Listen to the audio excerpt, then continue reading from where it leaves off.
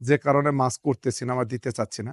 আসলে আমি যখন আপনাদের সাথে পোনা বিক্রির একটা আ রিলেশন করব, তখন আপনারা বলবেন যে আসলে রুবেল পোনা দেওয়ার জন্যই এই মাছ নিয়ে কাজ করে। আমি আপনাদের মন মতো আপনাদের একটু ভালোবাসা পাওয়ার জন্যে আমি মাছ বিক্রি বন্ধ রাখছি ২ বছর থেকে। মাছ কিন্তু কাউকে দেই না, আপনারা অবগত আছেন। আসলে আপনারা যে ধ্যান ধারণাগুলোর জায়গাতে আমাকে নেন, আমি কিন্তু সেটার বিপরীত।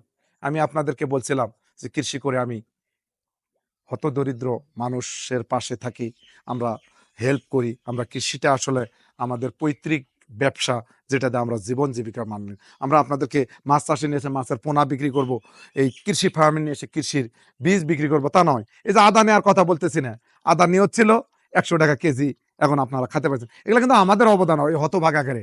কারণ আমরা দিন-রাত চিল্লাচিল্লি করে এই যে পেঁপা, বিভিন্ন জিনিসগুলা নিয়ে কাজ করি একটাই, যে বাংলাদেশের বেকারেরা এগুলা নিয়ে কাজ করবে এবং ইনশাআল্লাহ আপনারা আ আমাদেরকে যে ভালোবাসাটা দেন, যে দোয়াটা দেন, আপনাদের যে মহাব্বত, এটা ধরে রাখার জন্যই আমি এগুলা করি। আসলে আমি বিজনেস করার জন্য নয়।